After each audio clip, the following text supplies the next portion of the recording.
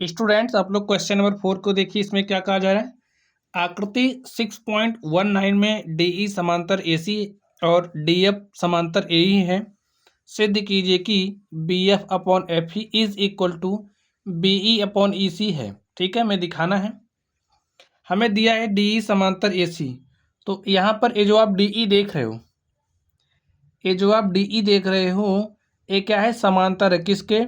AC के समांतर है। तो आप लोग इस वाले त्रिभुज में ध्यान से देखिए, त्रिभुज ए बी सी में आप लोग ध्यान से देखिए, ए बी सी में क्या है, डी समांतर ए सी है।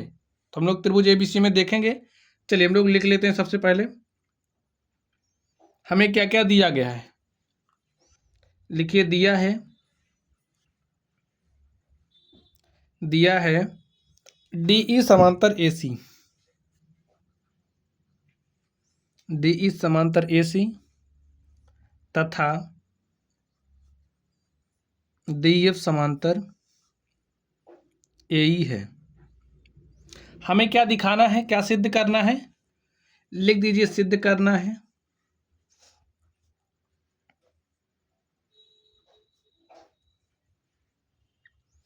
बी एफ अपॉन में F E is equal to B E upon में ई सी, ये हमें दिखाना है। चलिए इसके लिए हम लोग उत्पत्ति दे देते हैं। स्टूडेंट्स अब आप लोग ध्यान से देखिए, हमें दिया है डी समांतर ए सी, डी समांतर ए सी किस वाले त्रिभुज में, ए बी सी में। ए बी सी में जो डी है वो समांतर है ए सी के। लिखिए त्रिभुज ए बी सी में डी हमारा समांतर है ए सी के, इसलिए थेल्स प्रमेय के अनुसार, अब भाई जब डी समांतर ए सी है तो इस त्रिभुज में हमारा थेल्स प्रमेय अप्लाई होगा। तो आप थेल्स प्रमेय को अप्लाई कर दीजिए। लिखिए इसलिए थेल्स प्रमेय के अनुसार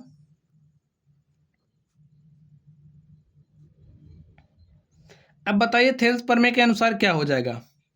ये जो डी है एसी के समांतर है, तो ये डी काम क्या करेगी, भुजा ए बी और बी सी को समानुपात में विभाजित करेगी। इसका मतलब क्या हो जाएगा, आप लोग बताइए। देखिए ए डी और बी डी का जो अनुपात होगा, ए डी और बी डी का जो अनुपात होगा बराबर होगा किसके, ए डी और बी डी का जो अनुपात होगा वो बराबर होगा किसके, बीई और ईसी के। ठीक है, चलिए आगे देखते हैं। और इसको आप समीकरण नंबर 1 मान लीजिए। अब आगे ध्यान से देखिए, हमें क्या दिया गया है, डीएफ समांतर एई। ये जो डीएफ आप देख रहे हो ये एई के समांतर है, यानी कि ये जो डीएफ आप देख रहे हो ये इसके समांतर है, इसके समांतर है।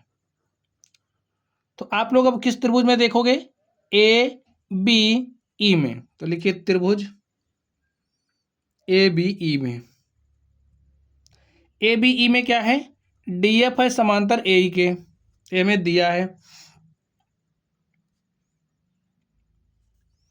लिखिए इसलिए थेल्स प्रमेय के अनुसार, थेल्स प्रमेय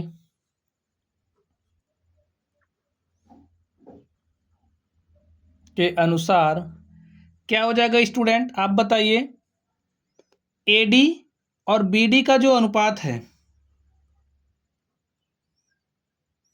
वो बराबर हो जाएगा किसके, बीएफ और एफई के। इसको आप समीकरण नंबर 2 मान लीजिए। अब आप समीकरण 1 तथा 2 से कुछ देख पा रहे हैं। यहाँ पर A D upon B D is equal to इतना दिया गया है, यहाँ पर A D upon B D is equal to इतना दिया गया है। तो यहाँ से A D upon B D का मान उठा के समीकरण 2 में रख देंगे और हमारा प्रूफ हो जाएगा। लिखिए समीकरण 1 तथा 2 से, समीकरण 1 तथा 2 से, अब यहाँ से 1 नंबर से A D upon B D का मान आप यहाँ पर रखिए, तो क्या हो जाएगा, बी ई अपॉन में E C is equal to, भाई यहाँ पर देखिए ना, इसके स्थान पर ए मान रख रहे हैं, A D upon B D के स्थान पर ए रख सकते हैं ना, तो हमने इसको रख दिया।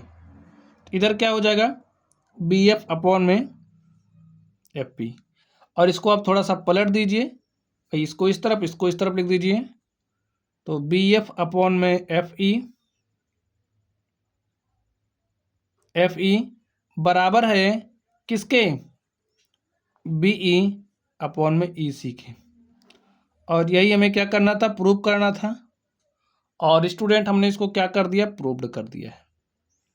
इस तरीके से जो हमारा 4 नंबर था हमने इसको सॉल्व कर लिया है। चलिए अब हम अगले नंबर पर चलते हैं और देखते हैं अगले नंबर का सॉल्यूशन क्या होगा। तो स्टूडेंट आप लोग क्वेश्चन नंबर 5 को ध्यान से देखिए।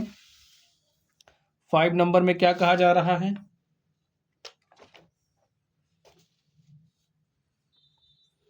इसमें कहा जा रहा है आकृति 6.20 में डीई समांतर ओक्यू है। तो यहाँ पर देखिए हमारी आकृति 6.20 हो गई। इसमें ये जो आप डीई देख रहे हो, ये जो आप डीई देख रहे हो, ये डीई क्या है, समांतर है ओक्यू के, इसके समांतर है। और डीएफ समांतर ओ आर है। यहाँ पर जो आप डीएफ देख रहे हो, ये डीएफ क्या है, समांतर है ओ आर के, इसके समांतर है। ए डीएफ इसके समांतर है।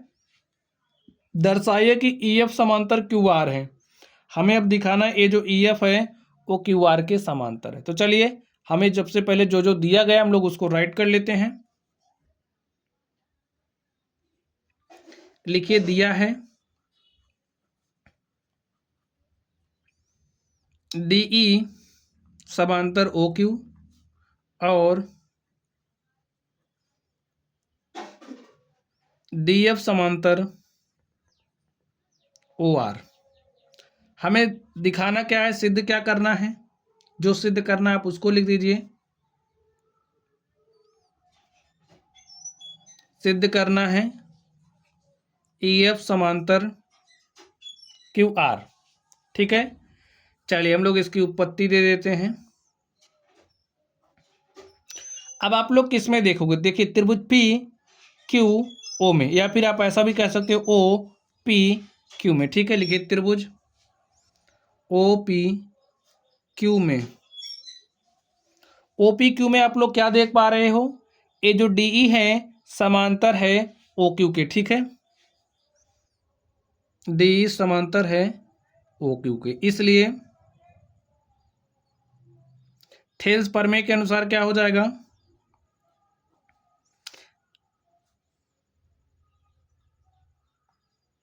अब ये जो डीई है ओ क्यू के समांतर है, तो डी काम क्या करेगी, पी क्यू और ओ पी को समानुपात में विभाजित करेगी।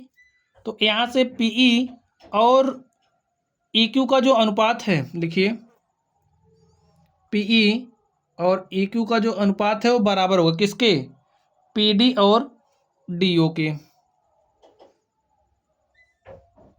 इतना समझ गए स्टूडेंट। और इसको आप मान लीजिए समीकरण नंबर 1। चलिए अब ओ पी आर में लिखिए त्रिभुज ओ पी आर में, ओ पी आर में स्टूडेंट आप लोग क्या देख रहे हो, ये जो डी एफ है वो समांतर है ओ आर के, डी एफ समांतर ओ आर, इसलिए थेल्स प्रमेय के अनुसार, इसलिए थेल्स प्रमेय के अनुसार, अब बताइए थेल्स प्रमेय के अनुसार क्या हो जाएगा, पीडी और ओडी का जो अनुपात है वो बराबर होगा पीएफ और एफआर के, ठीक स्टूडेंट। और इसको आप ले लीजिए समीकरण नंबर 2। समीकरण 1 और 2 में कुछ आपको दिख रहा है, यहाँ से पीडी और ओडी का जो मान है, ओडी का ये या फिर डी को, ये बात एक ही है, ठीक है। चलिए इसको यहाँ पर हमने ओडी लिखा तो इसको भी हम ओडी कर लेते हैं। आप ओडी कहिए या फिर डीओ कहिए, दोनों का मतलब एक ही है। चलिए समीकरण 1 तथा 2 से लिखिए, क्या हो जाएगा। समीकरण 1 तथा 2 से, समीकरण 1 से पीडी और ओडी का मान समीकरण 2 में आप रख दीजिए, तो क्या हो जाएगा, पीई अपॉन में E Q is equal to हो जाएगा पी एफ अपॉन में एफ आर के। अब स्टूडेंट एक क्या दिखा रहा है, इसको यहाँ पर देखिए, पी और ई क्यू देख लीजिए ध्यान से, पीई और ई क्यू का अनुपात बराबर हो रहा है किसके, पी एफ और एफ आर के। अब ए अनुपात बराबर कब होता है, कब होगा, जब ये जो ई एफ है वो पी क्यू और पी आर को समानुपात में विभाजित करे। तो इससे क्या प्रूफ हो रहा है, थेल्स प्रमेय का जब आप विलोम अप्लाई करोगे, थेल्स प्रमेय के विलोम से क्या हो जाएगा, ये जो ई एफ है वो समांतर हो जाएगा क्यू आर के। ठीक है, लिखिए इसको आप मान लीजिए समीकरण नंबर 3। अब आप लोग ध्यान से देखिए, लिखिए थेल्स प्रमेय के विलोम से,